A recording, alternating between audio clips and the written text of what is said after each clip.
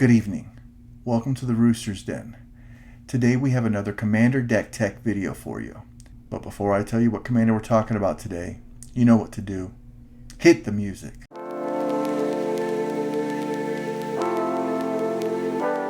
Today we are teching Storm, Force of Nature.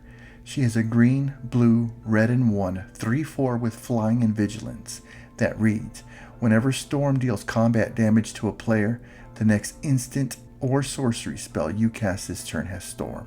Now we can take this ability in many different directions, such as burn, card draw, multiple combats, multiple turns, or in the way I built it, multiple mills.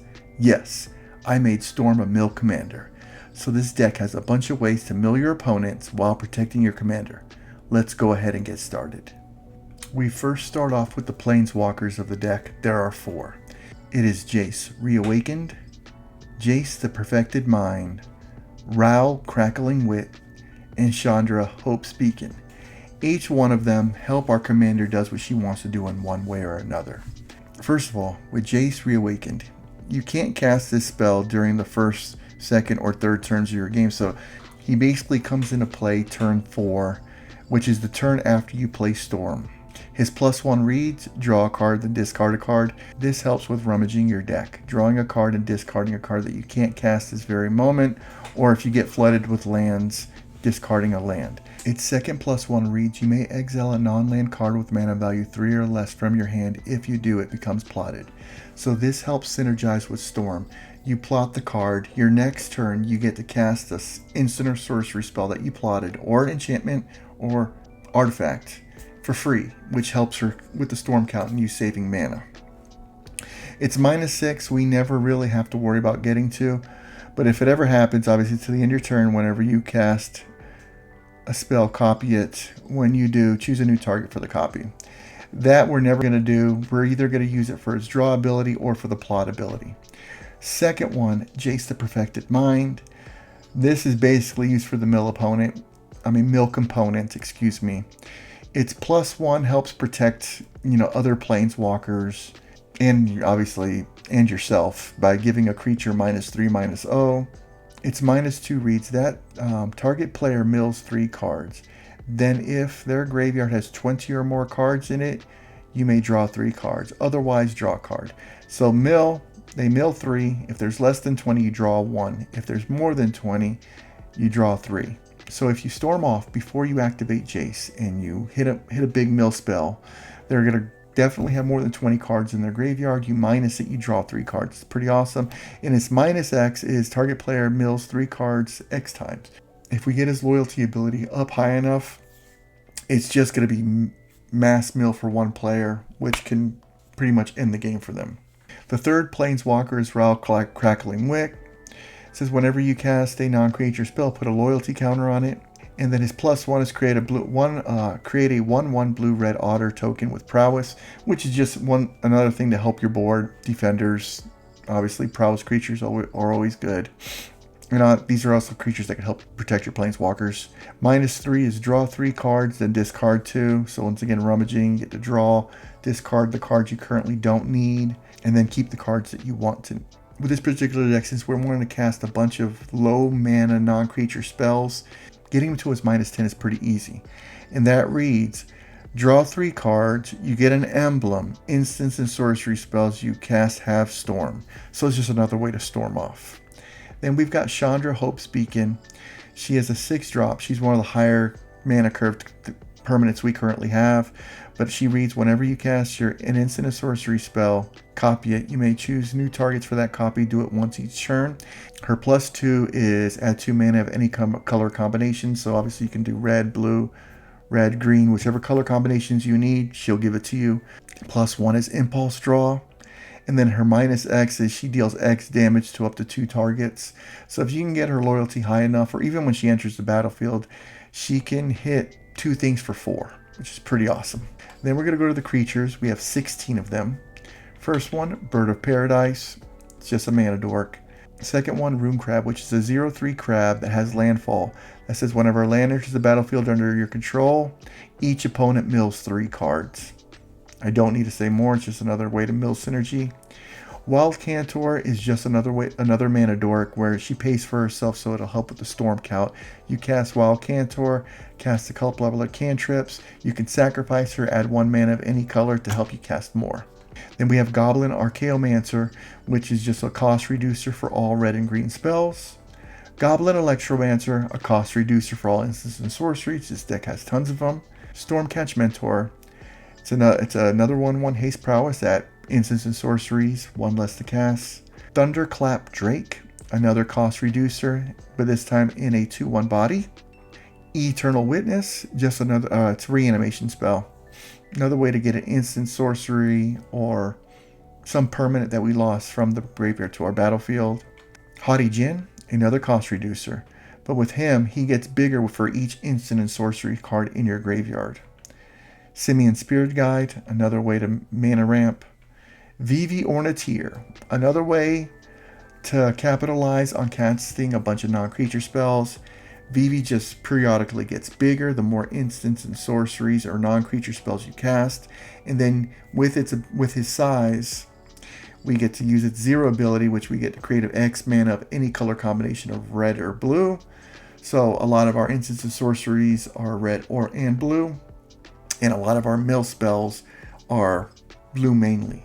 So with him on the battlefield in Storm, we could actually go off pre-combat and then attack with Storm, and then use Vivi's ability post-combat to be able to have the mana to mill out our opponents.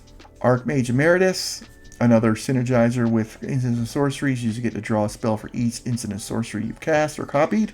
Stormkiln Artist, another instant and sorcery synergy creature. Whenever you cast or copy an instant or sorcery, create a treasure token.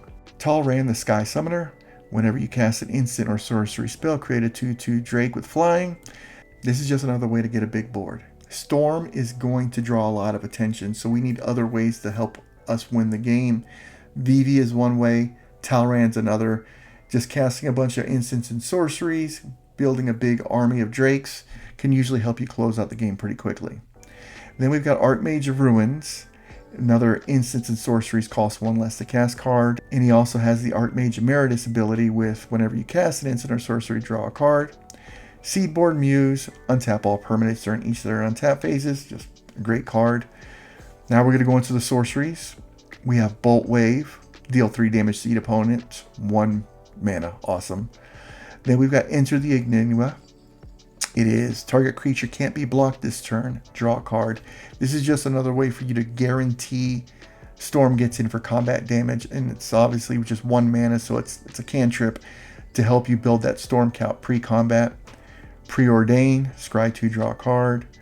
Book Burning, another great one. Unless the player has Book Burning, deal 6 damage to him or her.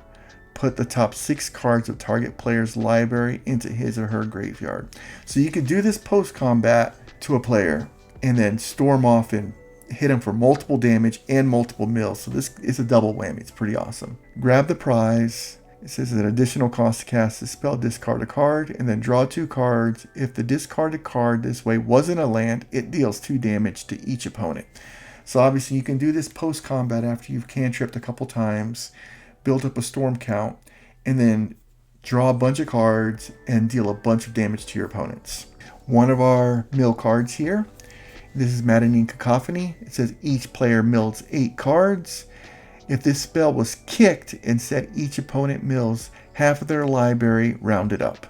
So if you can get this kicked with a storm count high enough, they're done. Or even the first part, if you get a storm count of 3 or 4, at 3 they're milling 24 cards. At 4 they're milling 32.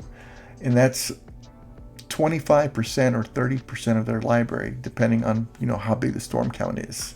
Nature's Lore. This is a great card to storm off with early game once you got her in play, because there's a lot of dual lands with the forest name in it. So if we could even storm this off for 2, we get 2 forests on the, well, we'll get 3 forests, but 2 storms in addition to the original. Regrowth, return target creature or return target card from your graveyard to your hand. Great little cantrip that if you could storm off, you can get multiple spells back to your hand. 3 Visits, another ramp spell that allows you to grab a forest card. Our second mill spell is Fracturing Sanity. Each opponent mills 14 cards for 3 blue. And then it has cycling for blue and 1. Whenever you cycle Fractured Sanity, each opponent mills 4. We're never going to cycle it. We're going to try to storm off and hit them for 4. Milling 14 cards is huge. If you can get the storm count to 2 or 3, once again, it's a third to 25% of their deck. Then we have Jeskai Will, or I should say Storm's Will. With our commander, we get both abilities. First ability reads, add a red for each card in target opponent's hand. And the second ability, exile the top 3 cards of your library. You may play them this turn. If Storm isn't on the battlefield, you have to choose one of these abilities. If she's on the battlefield, you choose both. Next, Tasha's Hideous Laughter. Each opponent exiles from the top of their library until that player has exiled cards with total mana value 20 or more. So this right here, if it's stormed off 2 to 3 times, could end the game. If your players are like me, have a bunch of cards with low mana value, or just play with a high land count, getting to 20 or more mana is going to mill a lot of cards. And this isn't technically mill, this is exile. So they got to exile these cards. They're not even going into their graveyard, they're just going bye-bye. So if your opponent has cards that, get shuffled back into their library, that once they hit the graveyard cards, if you mill that, this is basically getting exiled, and they're never going to be able to play those cards again. It's a great, great, great card. Then there's Seize the Day. This is the deck's only multiple combat spell card. Untap the target creature. After this main phase, there's an additional combat phase followed by additional main phase. Then we've got Cut Your Losses, which is a 6-drop with Casualty 2. And that Casualty reads, as you cast this spell, you may sacrifice a creature with power 2 or greater. When you do, copy this spell. You may choose new targets for the copy. And it says target player mills half their library rounded down. So this is only target player. But once again, if you can casualty one of your smaller creatures and it also have Storm, you get to storm off, copy it one more time, which can pretty much take a player out. Then there's Seagate Restoration, a modal face card that's a land and a sorcery that reads draw cards equals to the number of cards in your hand. You have no maximum hand size. So clearly you want to cast this pre-combat main phase when you have a lot of cards in your hand. You really don't want to storm off with this because there is no Thassa's Oracle or Lab Maniac in this deck. Then we're going to the instance. We have Lightning Bolt, self-explanatory. If you can storm off with that, you can clear the table of a lot of small creatures or just go straight to face and try to take somebody out. Mystical Tutor, it's just a tutor that searches for an instant or sorcery, puts it on the top of your library. Noxious Revival, a green, or you just pay 2 life, return target card from your graveyard to the top of its library. It's just another card that helps you storm off, and it gets to put a permanent or a card from your graveyard to the top of the library, so you know what you want to draw the next turn. Pongify, which is just removal, destroy target creature, it can't be regenerated, its controller creates a 3/3 ape. You got Pyroblast, which is just red counter spell or destroy target blue permanent.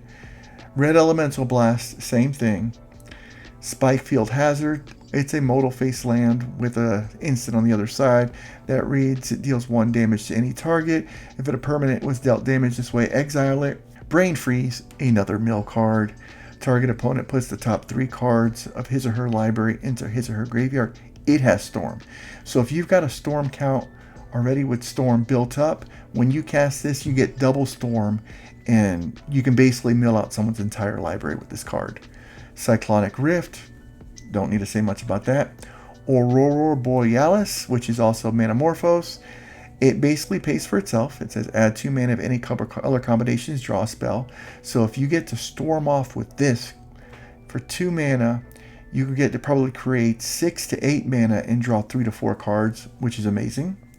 Snap, return target creature card to its owner's hand, then untap 2 lands. If you can storm off with this, that is amazing. Just to be able to return multiple creatures your opponents control and then untap 2 of your lands at the same time, it's awesome. Twinferno, which we're just using it for the copy instant or sorcery spell you've cast this turn. You may choose new targets. Beast Within, destroy target permanent. Its controller gets a 3/3 beast. So this is just another way to do multiple semi-board wipe, I guess you can say, if you can storm off with it. Court of Calling. This has Convoke, which is 3 green and X. Search your library for a creature card with converted mana cost X or less, and then put that card onto the battlefield and shuffle your library. So you want to cast this for at least 3 or 4. Because majority of our big hitters are at least at 3 drops or 4 drops. And if we can get multiple of those on the battlefield at the same time, that'll just help our deck's cause. Deflecting Swat, redirect targets, awesome. Fierce Guardianship, freeze counterspell. Frantic Search. If you could storm off with this, it's another great card. Draw 2 cards, discard 2 cards, and untap 3 lands. So you attack with Storm, you've had, let's say, 2 spells beforehand, you cast Frantic Search, it storms 3 times, you draw 2, discard 2, untap 3 lands. Before the second one resolves, tap those 3 lands so you can float mana. So you can float up to 9 mana with this card on 1 storm spell, which is awesome, or on 1 storm cast. Then we've got Seething Song. It is a red and 2 that adds 5 red mana to your mana pool. Just another quick way to ramp. Big Score and Uninspected Windfall. Both these are great because if you can storm off with them, you're gonna get a massive treasure count and draw a bunch of cards, just filling your hand with ways to win the game. Then we go to our artifacts. We've got Lion's Eye Diamond, which is just an infinite combo piece with 2 other cards we're going to talk about. Well, one we've already talked about with Brain Freeze, and another one we'll talk about later on in the deck tech. Soul Ring, Arcane Signet, 2 pieces of mana ramp, Brotherhood's Regalia.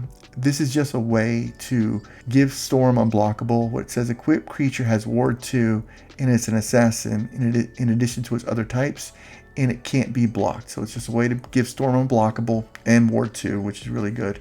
Swiftfoot Boots, the Water Crystal. Blue spells that you cast cost 1 less to cast. If your opponent would mill 1 or more cards, they mill that many cards plus 4. So with this on the battlefield, anything that mills their deck mills an additional 4, which is awesome. Now we're going to the enchantments. Mystic Remora, just another way to help you draw and fill your hand. Underworld Breach, which combos off with Lion's Eye Diamond and Brain Freeze. With these 3 cards on the battlefield, we mill out all our opponents, which is freaking awesome. Amphibious Downpour. This card also has Storm, and it has Flash. So if you're on your opponent's turn, your opponents are casting multiple spells, they're about to win the game or attack with a creature, you cast this, and it reads Enchant Creature. Enchanted creature loses all abilities and is a blue frog with base power 1/1. And that has Storm. It'll copy itself multiple times, and you could target multiple creatures, being able to just turn your entire opponent's boards to 1/1s. Rhystic Study. We know what the Rhystic Study does. It's awesome. Teferi's Tutelage. It reads, whenever Teferi's Tutelage enters the battlefield, draw a card, then discard a card.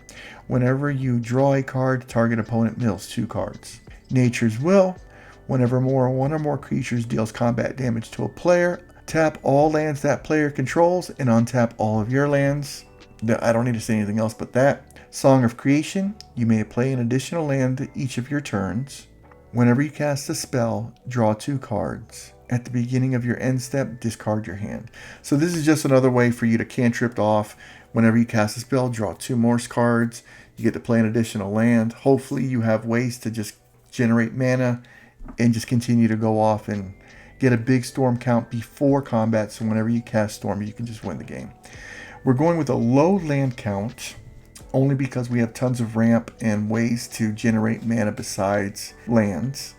So we're going with Cinderglade, Commercial District, Fabled Passage, 2 Forests, Hedge Maze, 3 Islands, Jador, Altruistic Capital, which this card has an adventure that says Overturn. It is 4 and 2 blues. Says target opponent mills half their library rounded down. This is just another way to mill your opponent's library, and it's in the body of a land. Then we have Coprosan Forest, Ketria Triome, 3 Mountains, Mystic Sanctuary, just a way to reanimate one of your instant sorceries if you have enough islands on the battlefield, Otawara, Polluted Delta, Rejuvenating Spring, Riverglade Pathway, Rogue's Passage, a utility land that makes your stuff unblockable, Scalding Tarn, Shivan Reef, Spire Garden, Stomping Ground, Taiga, Tropical Island, Urza's Cave, just another way to tutor a specific land if you need one, Volcanic Island, Willow Rush Verge, and Reliquary Tower. And that's it, guys. That's my deck tech for Storm Force of Nature. I hope you enjoyed it. The main focus of the deck is find ways to keep Storm on the battlefield, protect her with some of either Swiftfoot Boots, Brotherhood's Regalia, attack in with her, mill the opponent out. And if they take her out multiple times, there's other ways to win the game, like with Vivi Ornitier and Talrand. I hope you enjoyed this deck tech, guys. Remember, guys, if you like what I'm doing, please don't forget to hit like and subscribe. I love to see this channel grow. Keep an eye out for my next deck tip video sometime next week. And also, I'm going to be doing another Arena Brawl gameplay video really soon. This is Jaime Hernandez with the Rooster's Den signing out. Y'all have a great evening, guys.